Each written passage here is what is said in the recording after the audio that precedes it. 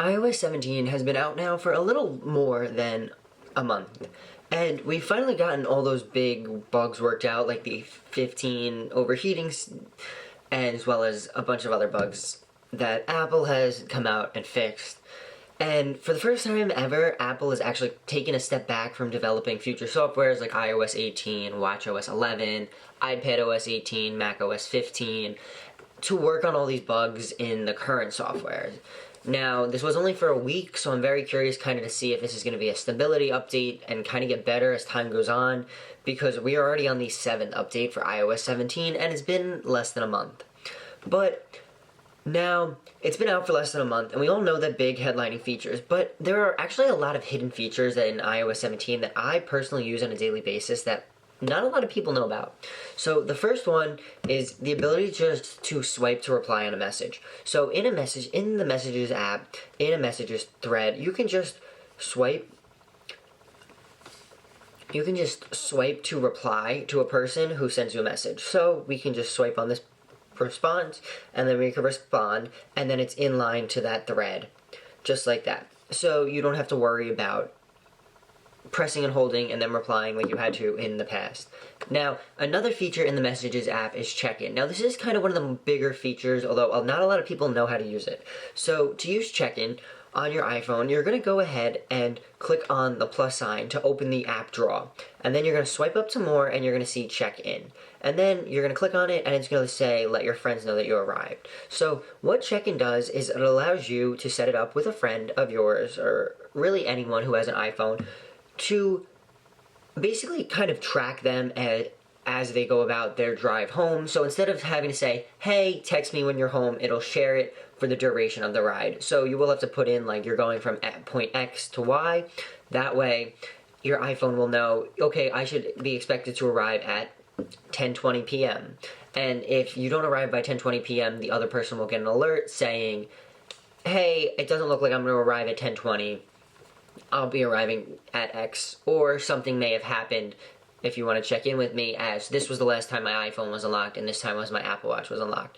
And there is two options with check-in. You can have a limited or full option. So with limited, it doesn't give them all that data. It'll just give them your location and when you've stopped, whereas full will tell them when the last time you unlocked your iPhone was, your Apple Watch, last time it was on you, and a lot more data, like your speed and all that, so the person can kind of know a lot more about your travel to make sure you're on track. Another feature we got was name drop, and this is something that a lot of people don't really know about because it is the new AirDrop, essentially. So with name drop, if you have an iPhone or Apple Watch, you're going to take the iPhone, Apple Watch, or the other person's iPhone, and you can just tap them together.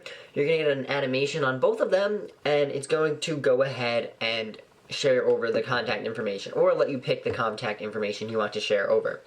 Now, this is, in my opinion, a very nice thing to have, because it's no longer like, hey, what's your number, and then like you have to text. You can literally just tap someone's iPhone and get their contact information sent over, and you can pick from your contact card what information you want sent over, so you don't have to send everything over to them if you don't want to.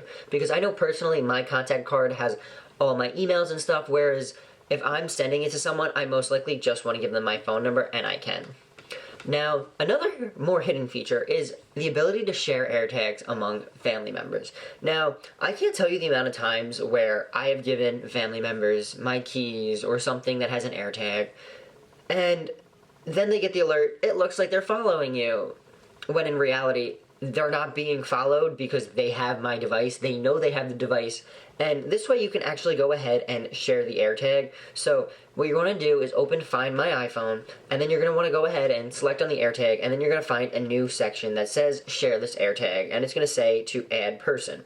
So you're going to click on where it says add person, and then it's going to tell you that other people will be able to locate this AirTag, and that tracking notifications will be muted.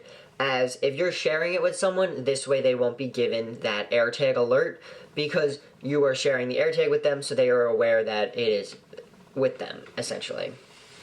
Now, another one that's a little more hidden, although iOS does kind of do a good job at prompting you to do this, is the ability to automatically delete two-factor authentication codes. And I find this very big because the ability to delete these two-factor authentication codes instead of hogging up your Messages app or your Mail app has been amazing. because I can't tell you the amount of two-factor authentication codes I have hogging up my Messages app. So now after it autofills from Messages, it'll automatically delete the code if you have it turned on. And it'll go into your recently deleted, so you'll have it there for 30 days. Now, we can also autofill codes from email. So if you open up the mail app and then it populates, or you get a push notification of the code, it'll be able to autofill it straight from the mail app instead of you having to type it in and kind of guess or remember and then switch back and forth like we've had to in the past. And now, this is kind of one that I feel like was designed just for me, because I can't tell you the amount of times I've changed my iPhone password and then forget what my password was, but now we have the ability to use your old iPhone password for 72 hours after you change it. So to do this, you have to disable your iPhone, and then you're going to be prompted with a section that says forgot your passcode, and is either going to tell you to reset your iPhone or enter your previous passcode. So it is only good for 72 hours or 3 days, and when you go to enter in your previous password, it'll then prompt you to use a new password, as that old password will expire after you do this. So you kind of want to make sure you remember this, and you can also expire the code right away if you want to, but it's up to you. Now, we do also get multiple timers, which the fact that this took us so long to get with iOS 17, I find kind of ridiculous. But all you have to do is start one timer and then just click on the plus sign, and you could start another timer, and then you have multiple timers running on your iPhone. So if you're cooking or something like that, you'll have it all right in the Timers app, instead of having to essentially use different devices or kind of be stuck using one device. Like, I know what I would do is just kind of set reminders and be like, remind me in 15 minutes, and then remind me in 30 minutes. That way I could have the two timers going at once, essentially. But now I don't have to do that. I can just use the timers. I can just use the clock app and have the timers. Now, overall, these are some more less talked about features, in my opinion, with iOS 17, as I pretty much use them all the time, and they're actually a little hidden almost with some of them. But overall, we're finally starting to get decent software improvements from iOS 17 instead of the glitchy, buggy ones like we had in the beginning. So I'm more than happy for that. But I want you to stay tuned, as I am having another video coming out about what features you probably are going to want to turn off every time you get a new iPhone, or every time you set up your iPhone. So every time I get a new iPhone, I set it up brand new, and there's actually a lot of options that I turn off or on my iPhone that you might not expect. So make sure you're subscribed for that, because you're actually going to be surprised by some of these other hidden features. But I want you to remember, today's a good day to make a great day, and I'll talk to you in the next one. Peace.